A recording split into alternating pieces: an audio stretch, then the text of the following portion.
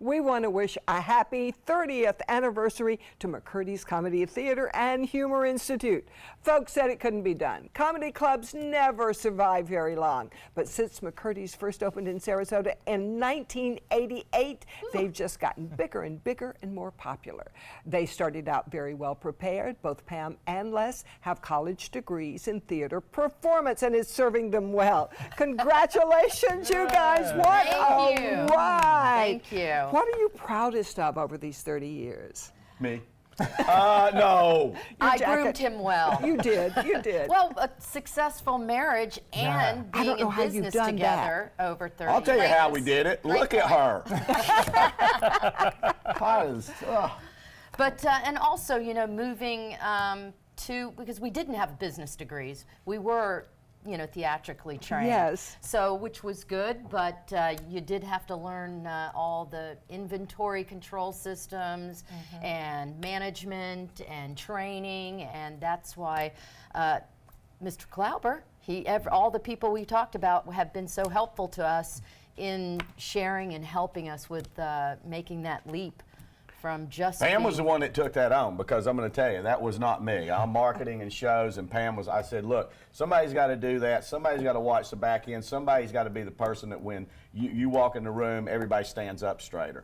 And Pam goes, that's me. And it was her. And it took you maybe a month in to get it figured out. And I knew it when I came home one night and I took 4 Corona out of the walk-in cooler and I didn't tell anybody. And at the end of the week, I said, how's everything, Pam? She goes, oh, liquor percentages are great, blah, blah, blah, blah, blah. But we are missing 4 Corona. And I went, man, I love you more than ever right now. But that's true. She's on, and that's. I mean, you can put on the greatest shows in the world, but if you're not running proper inventory control and you're not minding your P's and Q's, you'll lose that business fast. But a lot of things happened that were out of your control, like your first location.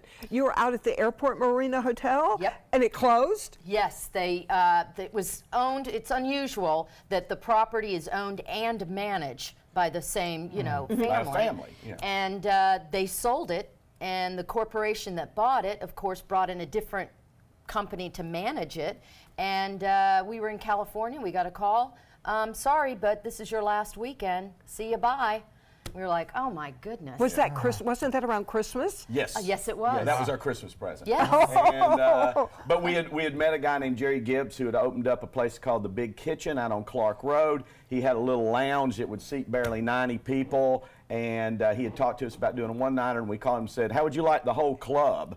And he was like, yeah, I mean, it's a win-win for both of us. But we're like, who's going to Clark Road at night? I mean, back then, nobody, there was nothing on Clark Road. Yeah. And you know, that was successful, and we were there for almost 3 years. And that proved to Pam and I, it gave us great, we go, people will drive to the middle of nowhere to come see our comedy shows. And that gave us a lot of confidence. But then you moved again to Myrtle and 41. Yeah. Boy, what timing.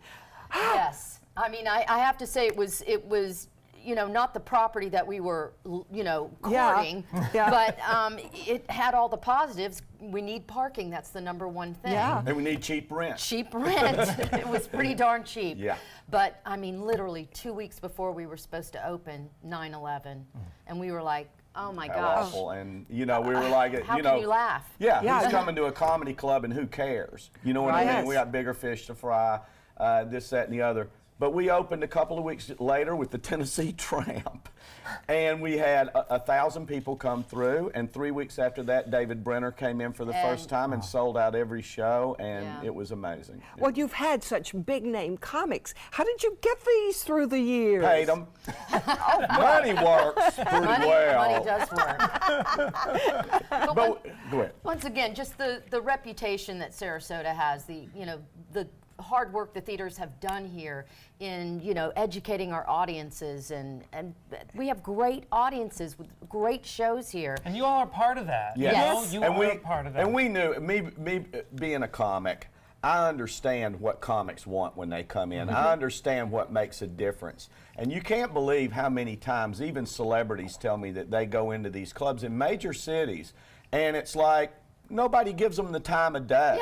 And over there and that kind of thing. And So Pam and I have done we really pay attention to doing all the little things that make sure that those comedians, especially the celebrities, are treated like celebrities, and it makes all the difference in the world. Yes, it does. Yes, it does. Well, it's certainly been great for us. It's been great for Les us. and Pam, we're looking forward to another anniversary, many, many, many more.